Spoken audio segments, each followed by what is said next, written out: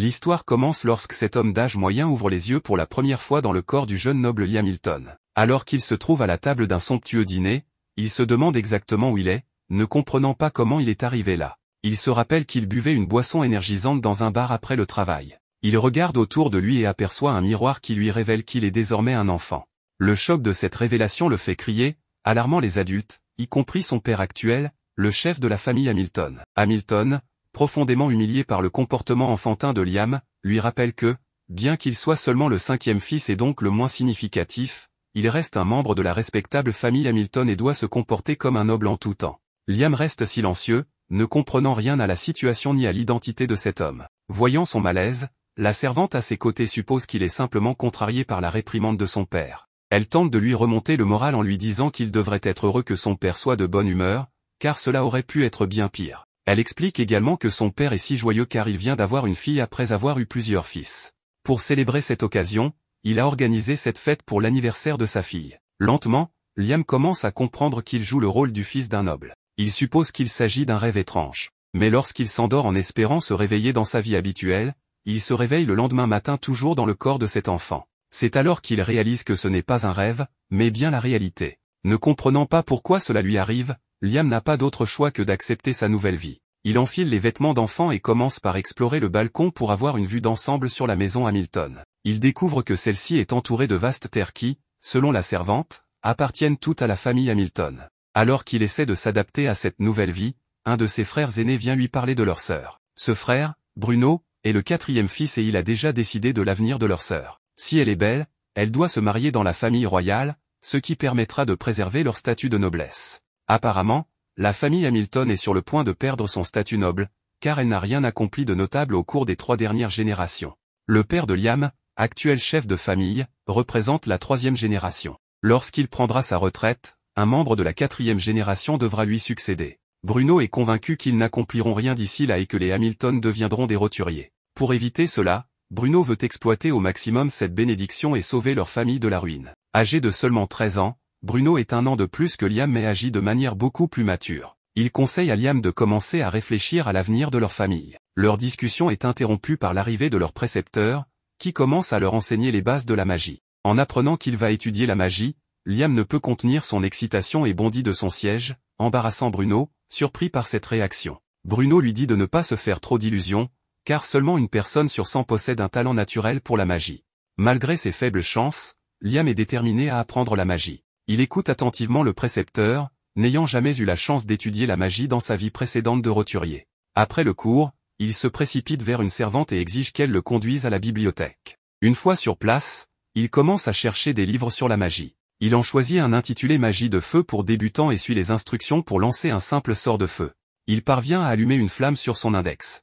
La servante est impressionnée et félicite le jeune maître pour avoir réussi à lancer un sort de feu. Désireux d'en apprendre davantage, Liam se rend au bureau de son père pour demander l'accès à des grimoires, les livres de sorts de la bibliothèque. Le comte, occupé par son travail, montre peu d'intérêt pour son 5e fils, mais il lui accorde la permission d'étudier des livres en dehors de la bibliothèque sans poser de questions. Avec l'autorisation de son père, Liam se met immédiatement au travail, saisissant quelques livres de la bibliothèque et apprenant tout ce qu'il peut. Peu de temps après, il apprend un nouveau sort appelé Lame de feu. Un mois passe, et Liam maîtrise son sort de lame de feu sans l'aide d'un grimoire. Il montre cet accomplissement à Bruno, qui n'en revient pas que son jeune frère ait appris cela seul en seulement 1 mois. En tant que frère aîné, Bruno veut naturellement être meilleur que Liam et prend son propre grimoire pour chercher un éventuel raccourci afin d'apprendre des sorts. Cependant, après avoir essayé un moment, Bruno réalise que leur plus jeune frère est tout simplement extrêmement talentueux, avec une forte affinité pour la magie. Bruno conseille alors à Liam de continuer à apprendre la magie, lui promettant que s'il continue à briller, il pourra gagner en statut et devenir célèbre. Mais cela signifierait aussi que Liam surpasserait complètement le reste de la famille Hamilton. Bruno demande donc à Liam s'il étudie aussi intensément pour devenir le prochain chef de famille. Liam le rassure en disant qu'il veut simplement apprendre la magie comme passe-temps et qu'il n'a pas l'intention de viser le trône ou de devenir une cible pour leur frère aîné, Albrevi. Peu après, Liam apprend tous les sorts de feu pour débutants et décide de se fixer un nouvel objectif, maîtriser tous les sorts de glace pour débutants. Le père de Liam l'approche, ayant entendu dire qu'il peut utiliser la magie. Voyant enfin une valeur en lui, il commence à s'intéresser à son 5e fils. Cependant, sceptique, il demande à Liam de lui démontrer son talent.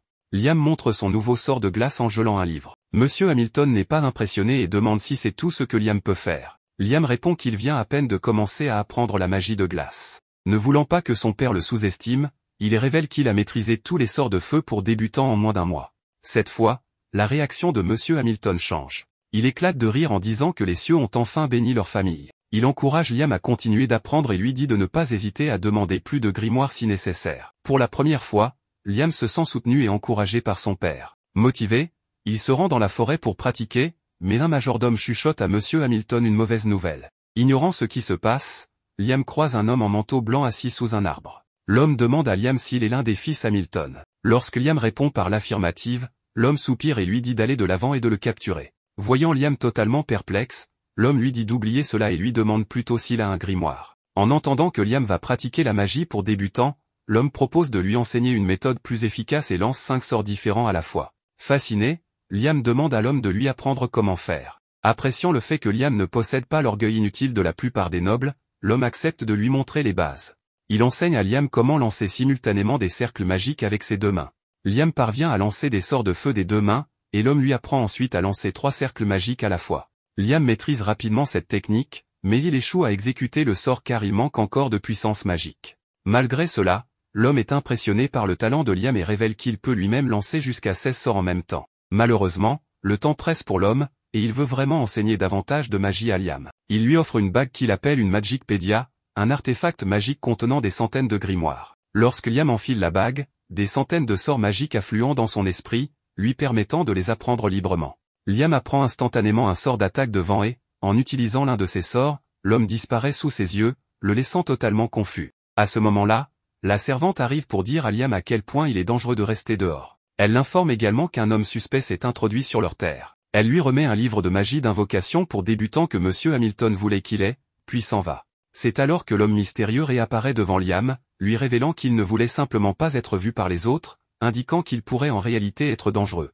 L'homme dit à Liam qu'il ne pourra pas rester longtemps et qu'il souhaite lui enseigner un dernier sort avant de partir. Il demande à Liam de choisir un sort dans le livre de magie d'invocation et Liam choisit celui pour invoquer un salamandre, un esprit de feu de bas niveau. Suivant les instructions de l'homme, Liam utilise l'anneau pour activer le sort. Il réussit à invoquer le salamandre, mais celui-ci est immédiatement absorbé par l'anneau. L'homme explique que l'anneau fonctionne comme un carnet infini, absorbant le contenu de la manière dont le salamandre a été invoqué. Réalisant à quel point cet anneau est incroyablement précieux, Liam propose de le rendre à l'homme, mais celui-ci affirme que l'anneau n'est pas si spécial, il permet simplement à son utilisateur de ne pas avoir à transporter des grimoires volumineux. Comprenant cela, Liam continue d'utiliser l'anneau pour apprendre davantage de sorts d'invocation à partir du grimoire. Une fois qu'il a terminé ses expérimentations, il cherche l'approbation de l'homme, mais découvre que celui-ci a disparu. La seule chose qui reste est un message sur le sol conseillant à Liam de continuer à étudier la magie et de ne jamais parler à quiconque de leur interaction. Bien que Liam n'ait passé qu'une heure ou deux avec cet homme mystérieux, il le considère comme son maître et lui est profondément reconnaissant pour ses enseignements. Un mois passe et Liam maîtrise ses sorts d'attaque et d'invocation. En utilisant ces sorts, il crée un four fonctionnel, qu'il utilise ensuite pour produire du charbon blanc. Un jour, Bruno rend visite à Liam et est étonné de voir qu'il a déjà fabriqué une quantité considérable de charbon blanc et collecté un sac rempli de cristaux de l'euchrochrome, utilisés pour récupérer de la puissance magique. Liam explique qu'il a créé les cristaux lui-même en utilisant 5 types de magie simultanément, démontrant ainsi ses compétences impressionnantes. Bruno est fier des progrès de son jeune frère, et il suppose que Liam réussira à se débrouiller seul. Bruno annonce qu'il a l'intention de se marier dans une famille noble de Baran pour gagner un peu d'indépendance. Il explique la nécessité de cette indépendance en racontant un épisode de l'histoire de leur famille. Il révèle qu'en désespoir de cause, pour sauver la famille, leur père a envoyé une grande quantité de soldats combattre un monstre scellé dans des terres lointaines. Cependant, la campagne a échoué, et seule une poignée de survivants est revenue. Malgré cette défaite dévastatrice, Monsieur Hamilton et leur frère aîné restent déterminés à tout faire pour conserver leur statut noble. Bruno pense qu'il pourrait un jour entraîner Liam dans leur machination, c'est pourquoi il encourage Liam à chercher lui aussi son indépendance. Le premier pas vers l'indépendance est de gagner de l'argent. Liam vend son charbon blanc contre une bourse de pièces d'or et utilise une partie de l'argent pour s'offrir un délicieux bol de ramen pour le déjeuner. Inspiré par ce repas, il décide d'introduire la culture du ramen dans la maison des Hamilton. Utilisant un esprit de glace pour déshydrater les nouilles, il crée des nouilles séchées et enseigne au chef de la famille comment les préparer. Convaincu que la vente de nouilles instantanées pourrait devenir une entreprise rentable, Liam présente son idée à un commerçant local. Cependant, le commerçant refuse d'acheter le produit, expliquant que seul le fils aîné des Hamilton, Albrecht, a l'autorité pour conduire des affaires au nom de la famille. Alors que Liam quitte le magasin, frustré, Albrevi sort d'une pièce à l'arrière, révélant qu'il a observé de près les progrès de son frère cadet. Jaloux des talents croissants de Liam, Albrevi déclare qu'il ne permettra plus à Liam d'agir librement. Liam rentre chez lui, déterminé, et reste motivé à poursuivre ses ambitions commerciales. Pour l'instant, il stocke tous ses objets créés dans un système de stockage dimensionnel qu'il a fabriqué à l'aide d'un sort appris grâce à l'anneau. Déterminé à continuer son travail sans être vu, Liam utilise un sort d'invocation peu conventionnel pour créer un clone de lui-même. Il prévoit de laisser ce duplicata à la maison des Hamilton pour maintenir les apparences, tandis qu'il part seul dans les terres lointaines pour vendre ses marchandises. Un autre jour, alors que Liam s'entraîne dans la forêt, son frère arrive et lui demande son but. Liam comprend sa question car son frère se sent menacé. Mais le garçon répond qu'il veut être autonome. Pour cela, Albrevi lui conseille de se rendre à la guilde des aventuriers. Liam arrive à la guilde et reconnaît que l'endroit ressemble à ce qu'il avait entendu dire. En entrant, il attire les regards inquisiteurs des autres chasseurs qui se demandent ce qu'un petit enfant fait dans la guilde. L'un d'eux se moque même de lui demandant s'il est venu faire des courses pour sa maman. Concentré, il ignore les vieux imbéciles et se dirige directement vers un homme au regard féroce qu'il suppose être le maître de la guilde. Lorsqu'il lui demande si cet homme est bien le maître de la guilde, celui-ci le reconnaît immédiatement comme Liam Hamilton. Il reconnaît également qu'Albreville a informé de l'arrivée de Liam. Avant d'aller plus loin, il suggère de faire passer un test à Liam, précisant que cela est nécessaire pour ne pas le placer dans une classe trop difficile pour lui. En entendant cela, Liam n'a aucun problème avec l'idée. Pour commencer le test, le maître de la guilde lui ordonne de lancer un sort d'attaque qu'il trouve facile. Il ajoute même que Liam peut prononcer lentement son incantation, mais Liam n'a absolument aucune idée de l'utilité d'une incantation. Cela semble très amusant au maître de la guilde, mais il se rend vite compte de ce que Liam voulait dire. Liam se dit qu'il ne peut pas se retenir d'utiliser toute sa force, car c'est ce qui déterminera sa place dans la guilde. Sans perdre de temps, il tire plusieurs rafales autour de la tête du maître de la guilde, laissant sa bouche grande ouverte de surprise. Les autres chasseurs qui ont assisté à cela restent sans voix face à la puissance de la magie de Liam. Pendant ce temps, le maître de la guilde garde son calme et propose de classer Liam en catégorie B en raison de sa grande puissance. Cela laisse Liam indifférent, sans montrer de signe de joie ou de mécontentement. Après avoir quitté la guilde, il regarde sa plaque de rang B et se demande si cela est suffisant. Alors qu'il réfléchit à cela, une jolie fille s'approche de lui et se présente sous le nom d'Azuna.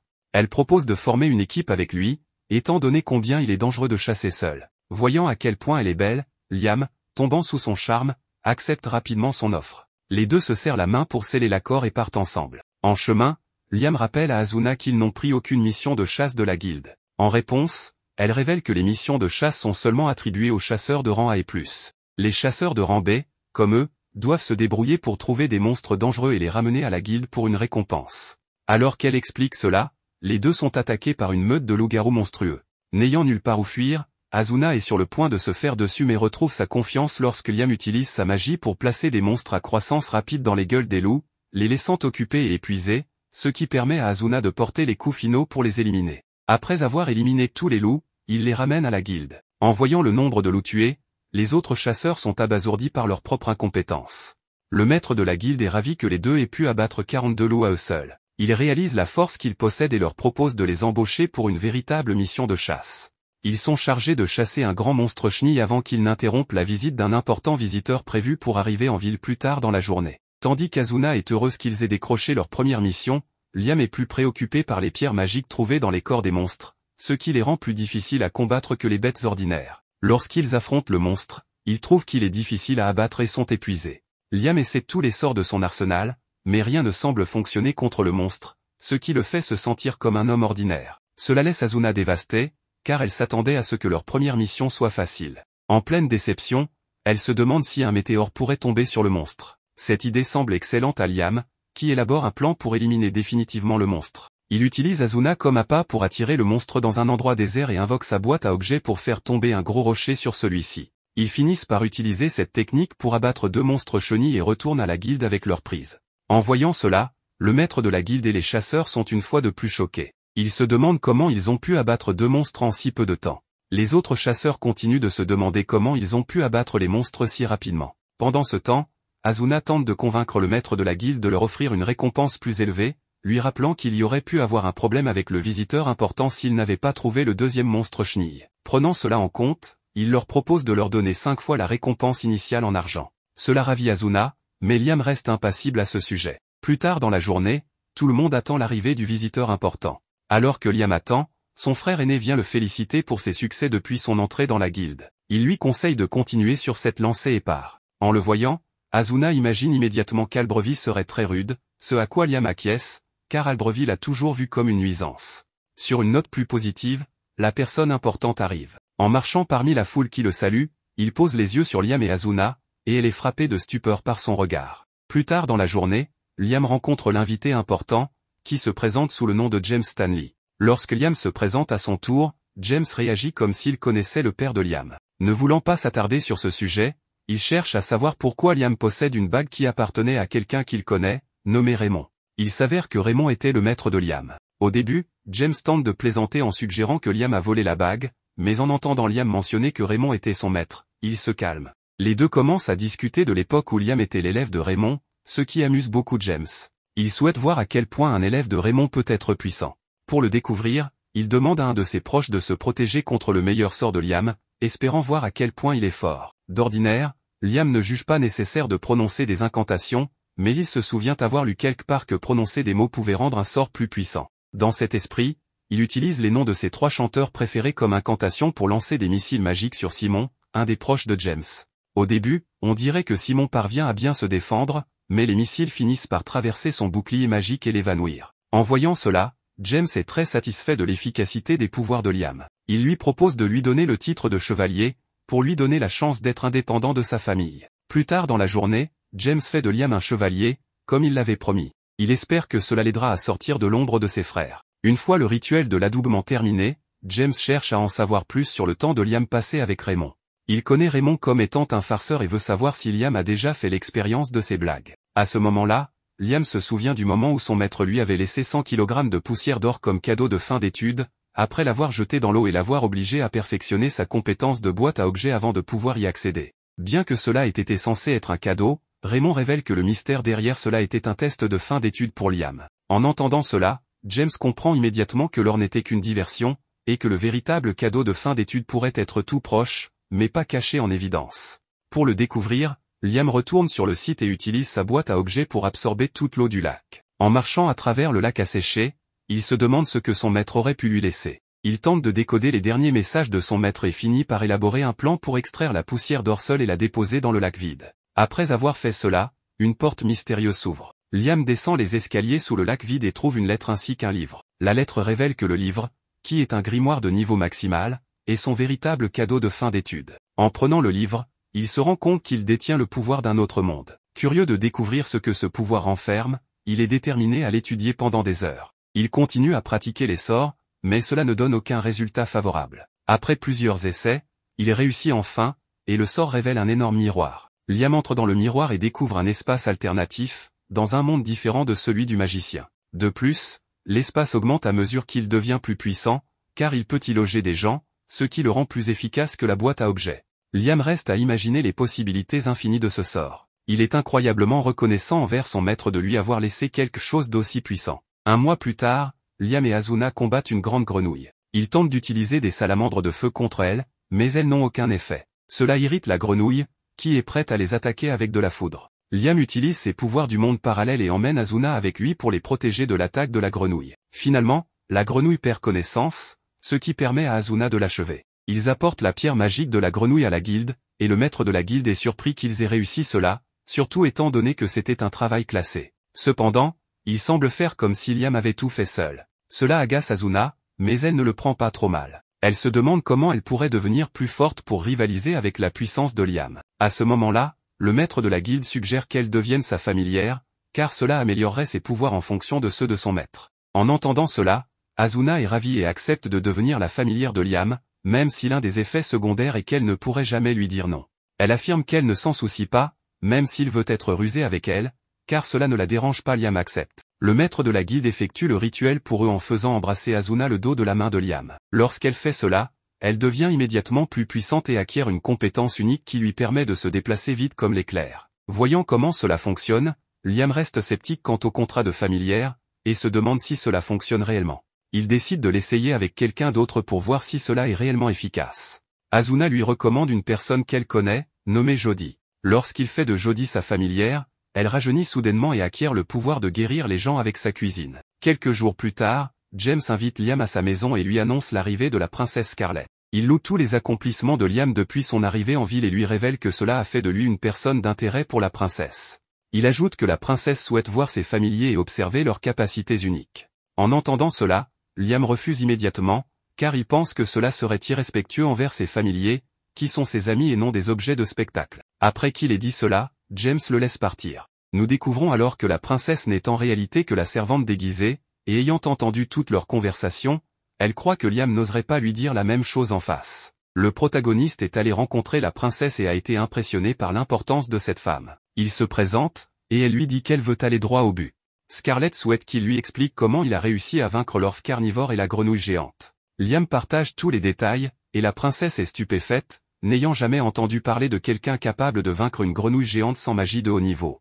Scarlett demande à James s'il connaît un cas similaire, mais lui aussi confirme que c'est inédit. De son côté, Liam se demande à quoi peut ressembler cette magie de haut niveau, car il aimerait bien l'utiliser un jour. La princesse exprime maintenant le souhait de rencontrer les compagnons de Liam. Malgré la pression qu'il ressent, il refuse, expliquant qu'il ne compte pas transformer ses camarades en spectacle. Contre toute attente, Scarlett éclate de rire et admet qu'elle est désormais encore plus intéressée par Liam. Elle lui explique qu'il est rare que quelqu'un capte son attention 2 fois et qu'il mérite donc une récompense. Liam s'interroge sur ces 2 fois, mais Scarlett l'interrompt et lui accorde le titre de baron. Pour ceux qui l'ignorent, c'est le plus bas rang de la noblesse, mais cela reste tout de même une position noble. Liam a du mal à y croire, car il estime n'avoir accompli aucun exploit méritant un tel honneur. Cependant, Scarlett insiste, réussir à capter son attention à 2 reprises est un exploit en soi. En plus du titre, elle lui offre un grimoire de pacte avec un familier. Liam la remercie sincèrement pour ce cadeau, et Scarlett est surprise de voir qu'il est bien plus heureux de recevoir un grimoire que d'être fait noble. Plus tard,